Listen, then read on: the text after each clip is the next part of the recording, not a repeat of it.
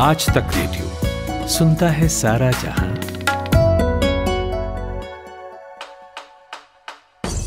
नायक और खलनायक, विद्वान और महारथी, कला के ऐसे सितारे जो अब भी आसमान में चमकते हैं, और ऐसी हस्तियां जो इतिहास में अमर है। उजले व्यक्तित्व के धनी भी और स्याह पहलुओं के लोग भी। ये वो लोग जो मशहूर हैं। ये है नामी गिरामी। इजिप्ट की राजधानी कायरो में मिलिट्री परेड चल रही थी। आसमान में करतब दिखाते जहाज राष्ट्रपति अनवर सादात को सलामी दे रहे थे। उनके ठीक नीचे सड़क पर टैंकों का काफिला गुजर रहा था। तभी एक ट्रक रास्ता बनाता हुआ तेजी से राष्ट्रपति सादात की कुर्सी के ठीक सामने आ गया। ट्रक के पीछे से सेना की वर्दी पहने दो लोग राष्ट्रपति की ओर बंदूक तानकर खड़े हो गए। इससे पहले कि कोई कुछ समझ पाता, हर तरफ चीखें सुनाई पड़ने लगी। इसी भगदड़ और शोर के बीच खून से सनी एक लाश जमीन पर पड़ी थी। ये राष्ट्रपति अनवर सादात थे जो अब बेजान हो चुके थे। 6 अक्टूबर 1981 की सुबह हुए इस हत्याकांड ने दुनिया को हिलाकर रख दिया। लेकिन यह तो महज एक शुरुआत थी। तहकीकात में मालूम हुआ कि हमले के पीछे इजिप्ट के ही एक कट्टर इस्लामिक संगठन मुस्लिम ब्रदरहुड का हाथ है। यह संगठन चाहता था कि देश और दुनिया में इस्लामिक शासन कायम हो। अनवर सादात की हत्या के बाद हत्याकांड करने वालों की खोजबीन शुरू की गई। हजारों लोग हिरासत में लिए गए। बावजूद इसके मुस्लिम ब्रदरहुड के समर्थकों की जिद और जोश चरम पर थे, और संगठन की इस सोच को आवाज देने वालों में सबसे आगे था जेल में कैद एक शख्स। सफेद कुर्ता, सिर पर गोल टोपी और बदन पर भूरी शॉल ओढ़े ये शख्स जेल के भीतर से ही बार बार इस्लामिक फ्रंट को बड़ा बनाने का आह्वान कर रहा था। सरेआम इजिप्ट की सरकार और यहूदियों को ललकार रहा था। यह पहली मर्तबा था जब खुद उसके साथियों की नजर उस पर पड़ी थी। वो इतना आक्रामक भाषण देता था कि इस्लामिक ब्रदरहुड ने उसे अपना प्रवक्ता घोषित कर दिया। दुनिया भर के यहूदियों और अपनी सरकार के खिलाफ ये उस शख्स का पहला ऐलान था, और कायरो की जेल में गूंजती ये आवाज जल्द ही दुनिया के लिए खौफ का दूसरा नाम बनने वाली थी। इस आदमी के एक इशारे पर ऐसे खड़े होने वाले लोग थे जो मजहब के नाम पर लाशें बिछा डालते थे। इसका नाम था अयमान अल जवाहिरी। नमस्कार, मेरा नाम अमन गुप्ता है। आज नामी गिरामी में कहानी अल-कायदा चीफ और ओसामा बिन लादेन के सबसे वफादार साथी Ayman al Zawahiri. We are here, the real Islamic Front and the real Islamic opposition. Where is justice? We will never forget. We will never forget.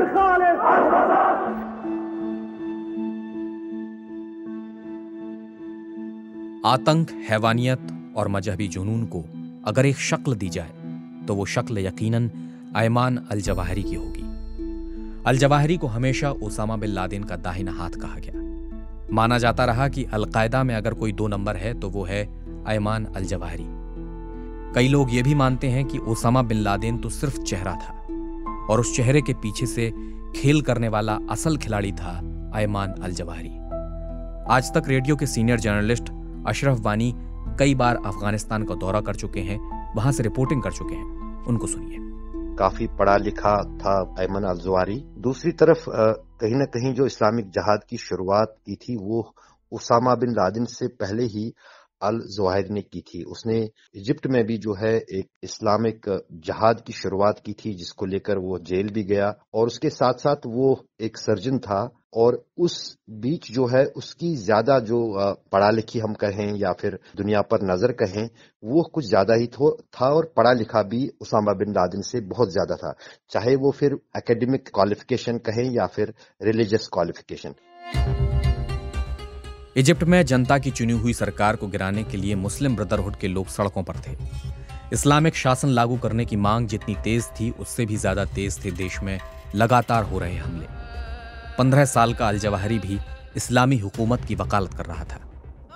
आंदोलन अपने चरम पर था और सरकार का दमन भी। जिन हजारों लोगों को सलाखों के पीछे डाल दिया गया था, उनमें अल जवाहिरी भी था। लेकिन परिवार के रसूख के चलते जल्द ही उसे रिहा करना पड़ा। अब उसका ध्यान डॉक्टरी की पढ़ाई पर था। कायरो यूनिवर्सिटी के मेडिकल स्कूल में उसने दाखिला ले लिया। 1974 में उसकी डिग्री खत्म होने वाली थी। लेकिन इससे ठीक 1 साल पहले इजिप्ट में एक नए कट्टर इस्लामिक संगठन ने जन्म लिया। नाम था इस्लामिक जिहाद। जवाहिरी इस संगठन में शामिल हो गया।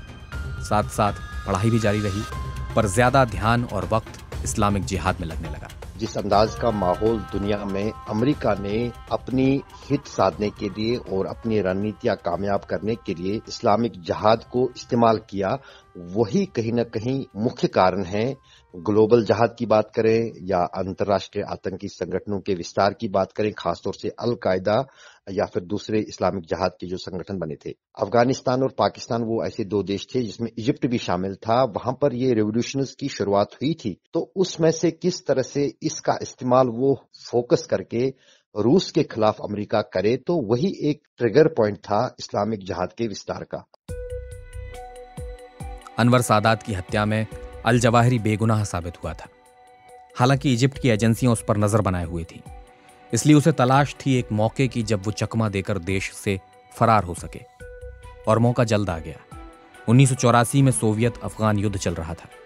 अमेरिका के समर्थन से अफगानिस्तान में दुनिया भर से मुजाहिदीन इकट्ठा हो रहे थे। जवाहिरी अफगानिस्तान पहुंचना चाहता था।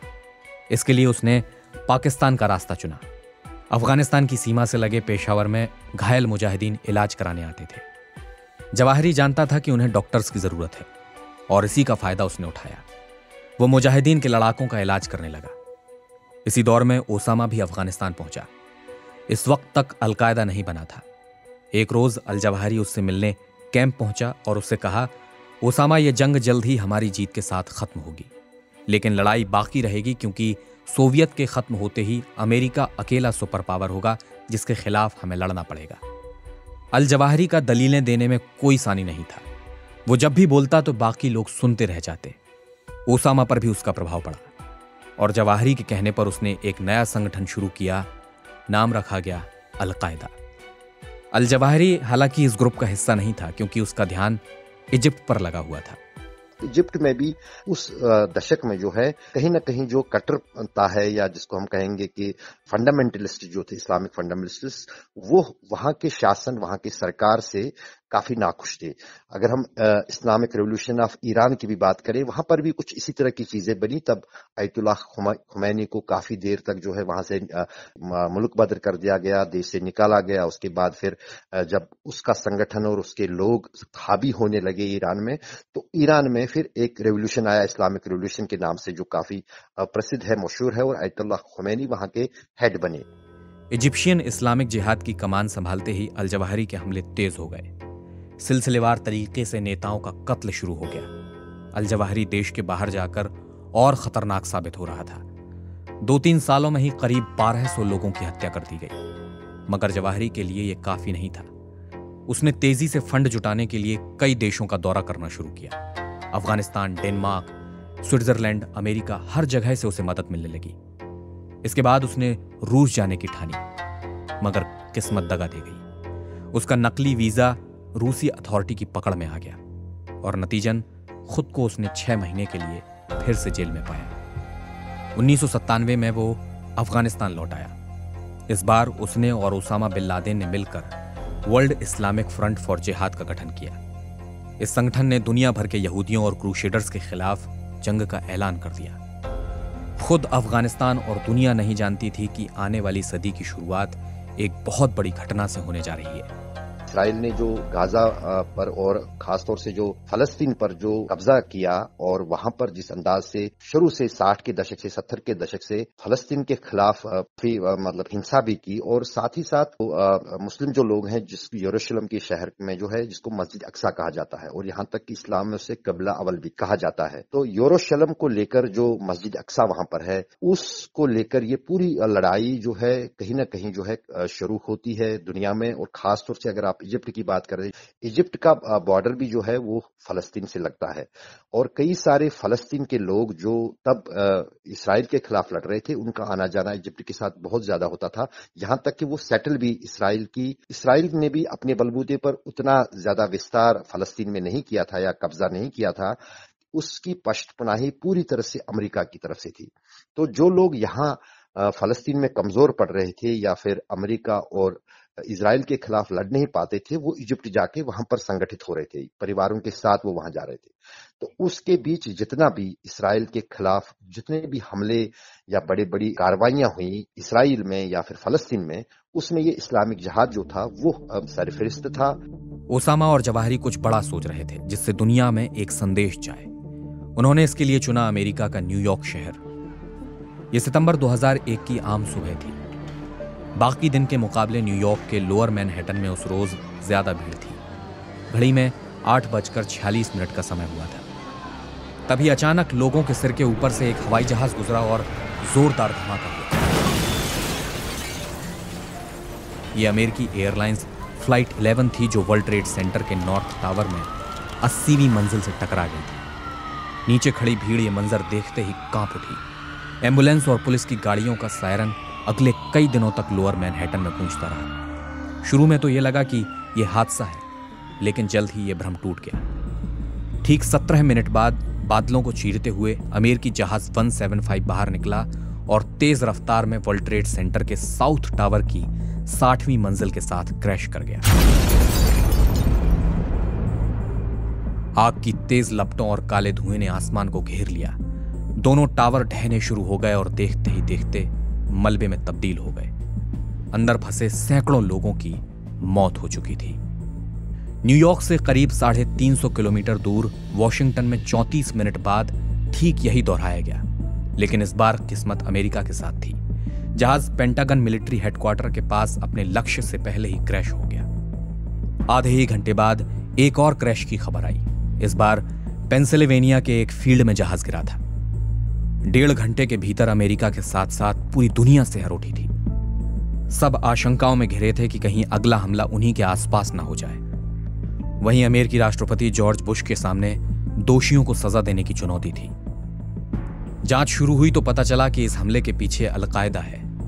हर कोई ओसामा बिन लादेन को इसका जिम्मेदार बता रहा था और ओसामा के बुश के परिवार के साथ पुराने रिश्ते थे।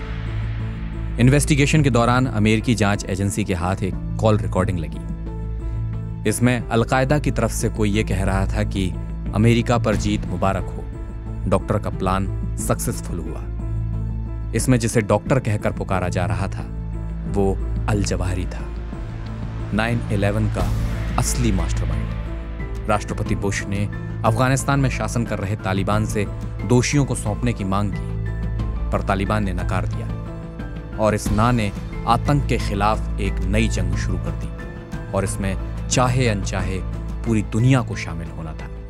9/11 तक अलकायदा भी और तालिबान भी काफी दुलारा था अमेरिका का, क्योंकि तब तक तो अमेरिका ने अपना मकसद हासिल किया था सोवियत यूनियन के खिलाफ अफगानिस्तान के रास्ते से। वो टूट चुका था सोवियत यूनियन, छोटे छोटे देश उसमें बन गए थे और सोवियत यूनियन के भीतर भी जो इस्लामिक जिहाद है चेचनिया में शुरू हो गया था। तो उस बीच सब कुछ ठीक चल रहा था और जब 9/11 हुआ तो तब ताकत का एहसास अमेरिका को भी हुआ कि ये वर्ल्ड ग्लोबल जिहाद है, इस्लामिक जिहाद है, उनके लिए कितना खतरनाक हो सकता है। तो वहां पर सब सीधी सी डील हुई थी। तब अमेरिका ने चाहा था, बुश की सरकार चल रही थी अमेरिका में, वो राष्ट्रपति थे, उनका सीधा कहना था, जो सीनियर बुश है उनका साफ कहना था तालिबान सरकार से कि वो उसामा बिन लादेन और अल जवाहिरी और बाकी जो अलकायदा के लोग हैं उनको उनके हवाले कर दे।